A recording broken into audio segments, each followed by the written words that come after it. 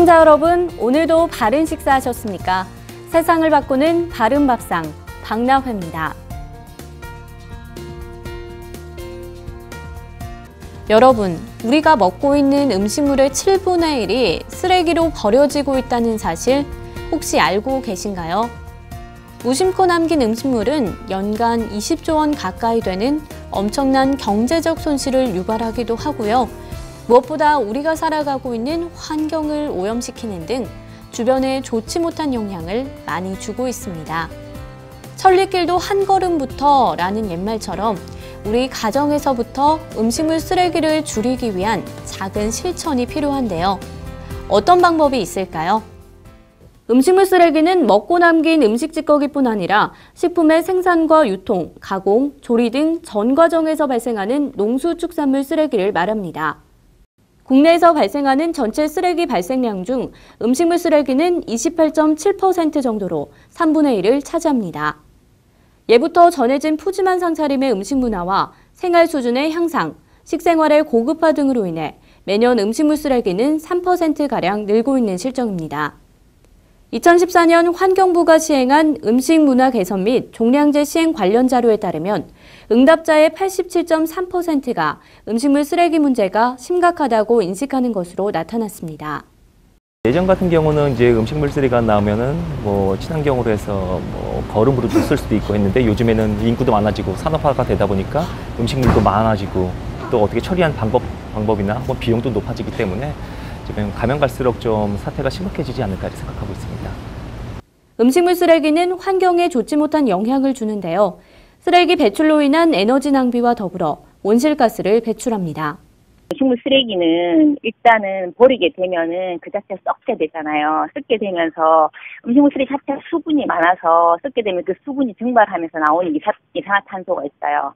그게 이산화탄소 자체가 원래 온실가스의 주범이 되고 온실가스가 지구온난화를 일으키는 영향이 되니까 실질적으로 말하면 음식물 쓰레기가 태워서 수분이 많아 또 태워서 나오는 메탄가스, 이산화탄소 이러한 것들이 온실가스의 주범이 되는 거죠. 음식물 쓰레기 중 가정이나 소형 음식점에서 발생되는 양은 약 70%가량. 가정에서부터의 작은 관심이 음식물 쓰레기를 줄일 수 있습니다. 음식물 쓰레기의 10분의 1 정도는 보관하다 먹지 못하게 되어 버리는 식재료이기 때문에 미리 식단을 계획하고 최소한의 식재료만 구입하는 것이 좋습니다. 소포장이나 깔끔하게 포장된 식재료를 구매하면 조리 전 발생하는 음식물 쓰레기를 방지할 수 있습니다. 조리를 할 때는 계량기구로 적정량만 조리합니다. 식당에서는 주문 전 메뉴판을 꼼꼼히 살피고 식사량을 미리 말해주는 것이 좋고요. 먹을 만큼 덜어서 남김없이 먹도록 합니다.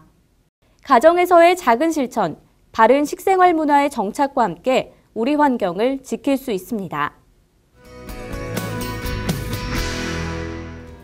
요즘처럼 무더운 날씨가 이어질 때 음식뿐 아니라 과일도 상하기가 쉬운데요.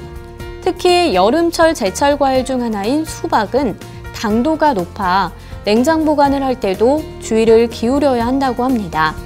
안전하게 과일을 보관하는 방법에 대해 김소연 기자가 알려드립니다. 여름철 많이 찾게 되는 수박. 이 수박의 경우 부피가 커서 한 번에 다 먹기 어려운데요. 실제로 소비자들은 남은 수박을 어떻게 보관하고 있을까요? 처음에 구입을 하면은 수박을 통째로 씻어요. 씻고 이제 칼로 잘라서 반은 먹고 반은 랩을 씌워서 냉장고에 보관합니다. 이렇게 많은 소비자들이 남은 수박을 랩에 씌워 냉장고에 보관하길 선호하는데요.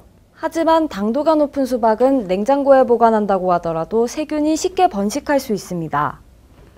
이에 한국소비자원은 가정에서 주로 이용하는 보관 방법을 통해 냉장 보관했을 때 7일간의 세균 번식 정도를 확인했습니다.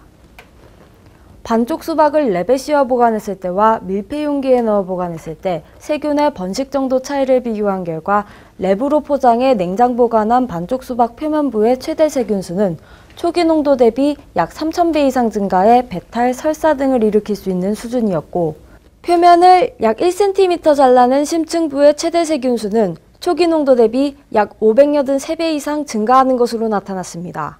수박을 포함해 포도, 복숭아 등의 과일을 냉장고나 냉동실에 얼마 동안 보관해도 괜찮은지 전문가에게 물었습니다. 복숭아 같은 경우는 털이 이렇게 보송보송 살아있을 때 신문지나 아니면 키친타올로 이렇게 한 겹 싼 다음에 그 상태로 냉장고에 과일 박스가 있거든요. 그 과일 박스 안에다 보관을 하시는 것이 가장 좋고요.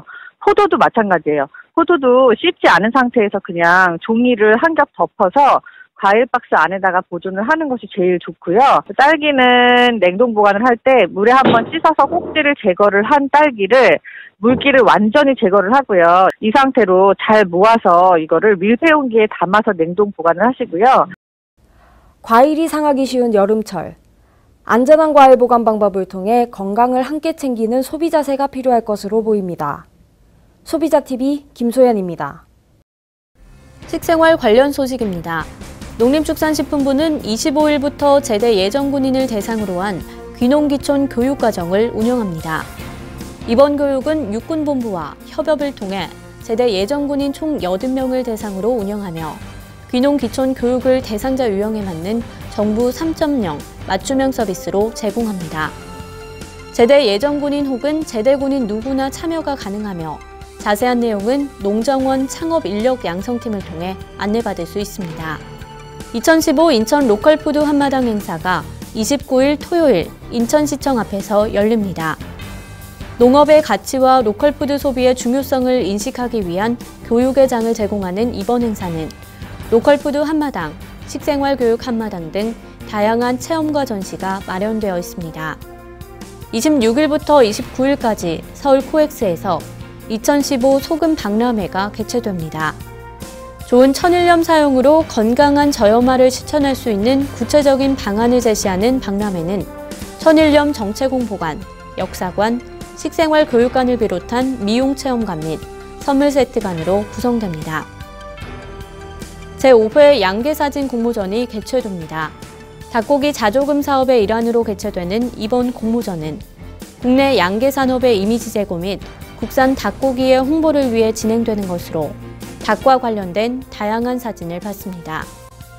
9월 26일까지 방문 및 우편으로 접수할 수 있으며 자세한 내용은 토종닭협회 홈페이지에서 안내받을 수 있습니다. 한 포털 사이트에서 직장인 800명을 대상으로 진행한 조사에 따르면 10명 중 8명이 만성피로에 시달리고 있다고 하는데요. 잠깐의 휴식으로 회복되는 일반 피로와 달리 만성피로는 휴식 시간을 가져도 쉽게 풀리지 않고 정신적, 신체적으로 쇠약하게 합니다. 이때 비타민 섭취가 피로를 완화시켜주는 데 도움을 주는데요. 고구마, 감자, 고추 등에는 비타민C가 많이 들어있고요. 비타민 B는 시금치, 토마토, 바나나 등에 풍부합니다. 최근 이유 없는 피로감이 이어진다면 비타민 가득 담긴 제철 과일 챙겨 드시는 것 어떠신가요? 저는 다음 방송으로 다시 찾아뵙도록 하겠습니다. 시청해주신 여러분 고맙습니다.